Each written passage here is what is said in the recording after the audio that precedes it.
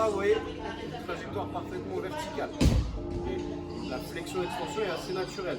Si, quand je descends dans mon squat, j'ai tendance à faire ça, et que je plie mes bras, vous voyez que c'est pas naturel. Donc je viens bien dans cette position-là, je contrôle ma descente. Arrivé à un moment donné, je vais sentir que c'est de plus en plus dur de tenir. Si je commence à sentir que je lâche, je m'arrête, je remonte. On y va pour 5. On se concentre sur la position des épaules, pas la profondeur. Si vous faites des demi-squats, je m'en fous. Alors oui, il y a plusieurs façons de devenir coach. En fait, déjà, la première façon qui est obligatoire pour tout le monde, c'est d'obtenir une carte professionnelle. Cette carte professionnelle, on peut l'obtenir par plusieurs moyens. Moi, celui que j'ai utilisé, c'est le DUG STAPS, c'est-à-dire qu'au bout de 2 ans de STAPS, on a le droit d'avoir une carte professionnelle d'éducateur sportif. Et donc ça, c'est ce qui permet d'exercer en salle de sport contre rémunération.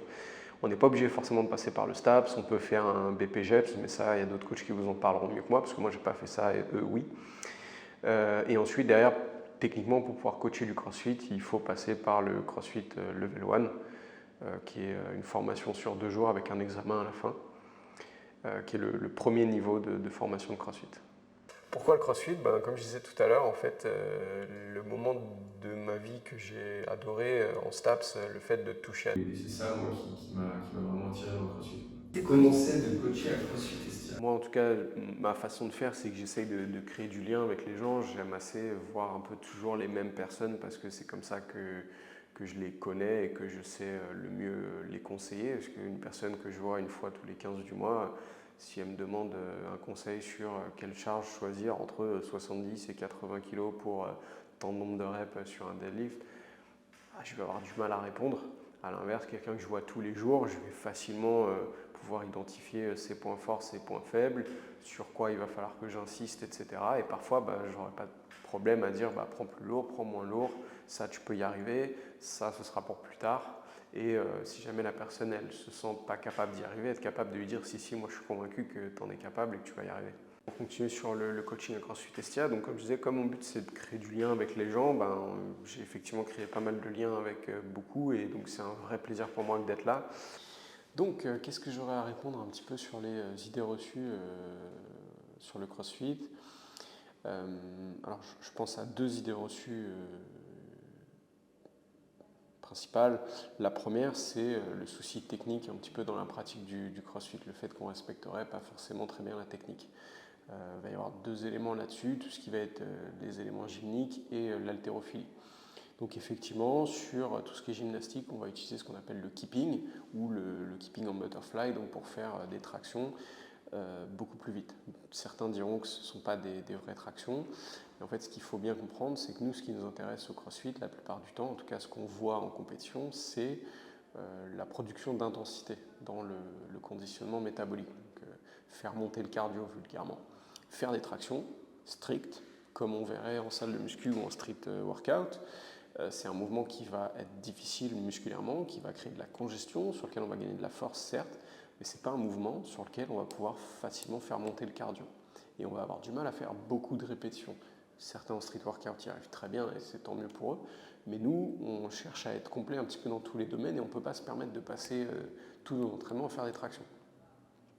Donc effectivement, on va utiliser le keeping et le butterfly pour être capable d'enchaîner beaucoup plus de répétitions et beaucoup plus vite. Et du coup, on va réduire la fatigue au niveau du tirage des bras et on va augmenter fatalement le cardio.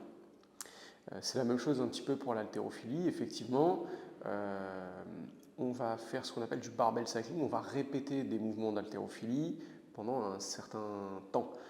Je prends l'exemple d'un WOD comme Randy. Randy, c'est 75 snatch le plus vite possible.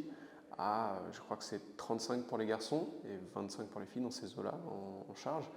Forcément, 75 snatch à 35, on va fatalement finir par dégrader un minimum la technique. Quand bien même on a le souci de bien faire au démarrage, et à un moment donné, on commence à avoir le cardio qui monte, forcément les points forts de la personne vont commencer à ressortir, les points faibles aussi, et du coup les muscles qui sont les plus faibles vont commencer à s'effacer pour laisser s'exprimer les muscles les plus forts, et effectivement on va se retrouver à avoir des snatchs qui sont de moins en moins quali.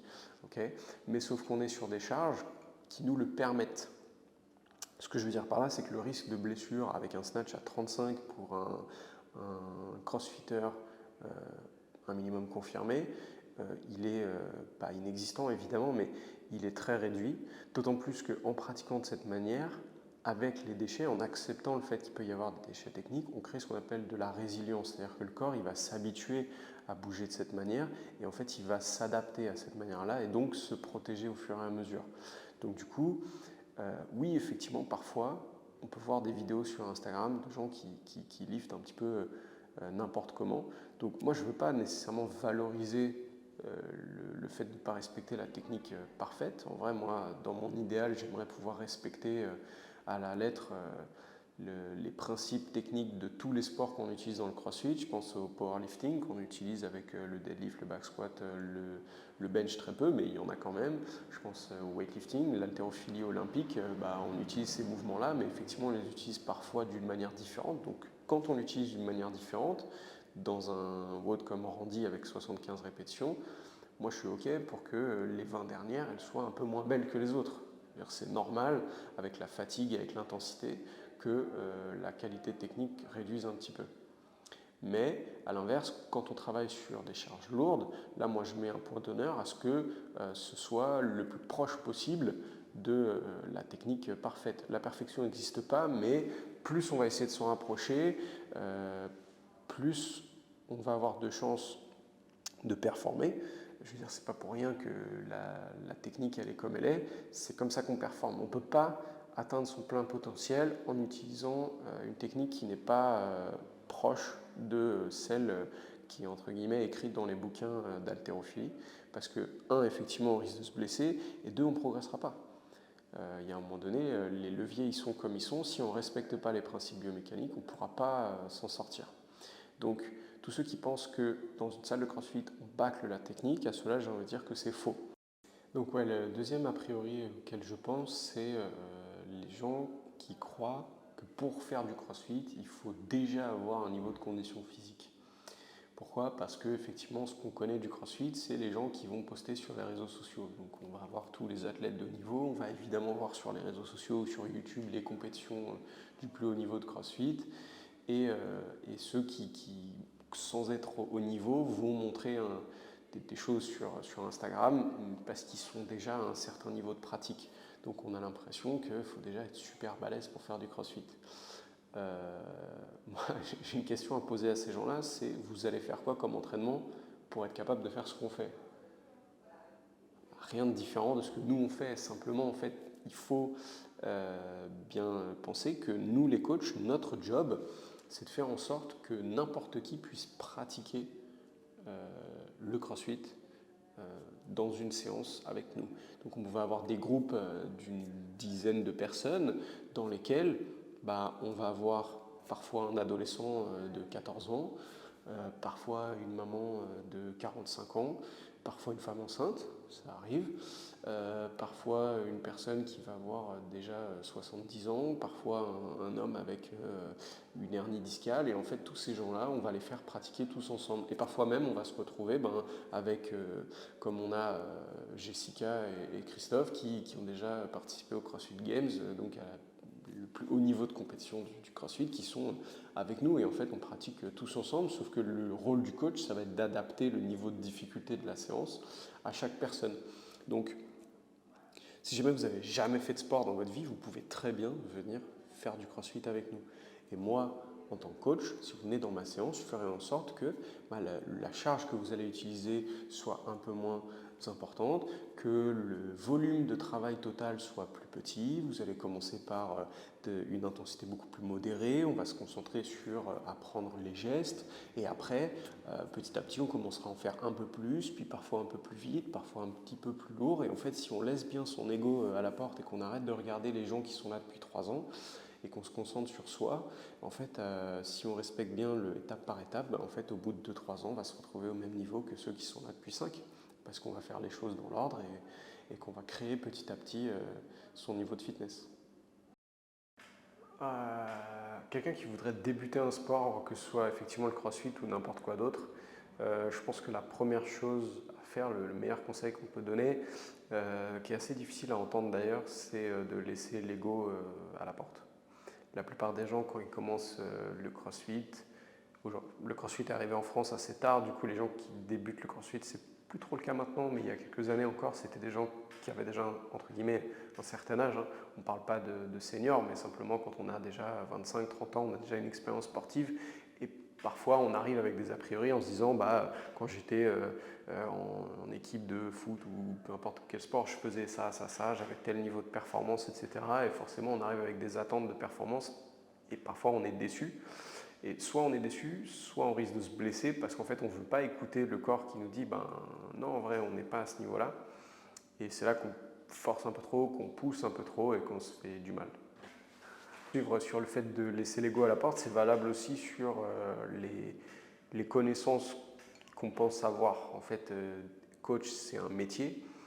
Et du coup, c'est pas parce qu'on a pratiqué un peu de musculation en salle que, arrivé dans une salle de CrossFit, on peut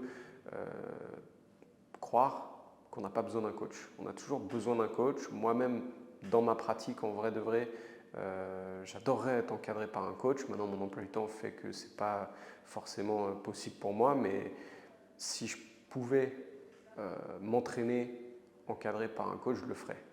Parce que c'est lui qui aura les clés de votre progression. Quand on s'entraîne tout seul et qu'on essaye de se coacher soi-même, il peut y avoir deux problèmes. Soit on va avoir un peu trop d'ego et encore une fois on risque de se faire mal, soit au contraire on va aller pratiquer que ce qu'on sait faire. Et on peut progresser dans ses facilités, on peut progresser dans ce qu'on sait faire. Et du coup rester enfermé, c'est un peu moi au final je suis un bon exemple. Je sais très bien m'entraîner tout seul pour tout ce qui est haltéro, powerlifting, etc. Mais effectivement j'aurais bien besoin d'un coach pour me driver sur tout ce qui est cardio, parce que non pas que j'ai pas les connaissances, mais parce que en fait je peux pas me dédoubler et je peux pas avoir deux voix dans ma tête, l'une qui me dit vas-y fais du cardio et l'autre qui me dit non j'aime pas ça. Et du coup, le choix entre les deux, il peut être difficile. Alors, il y en a qui sont capables de se donner une discipline extrêmement stricte et d'être capable de faire taire la petite voix qui dit non, j'ai pas envie. Mais ça, dans un emploi du temps un petit peu chargé et dans une situation où en fait, on est livré à soi-même face à tout le matériel qu'on a, en fait, moi, en tout cas, personnellement, j'ai vite tendance à aller vers ce que j'aime et ce que je sais faire.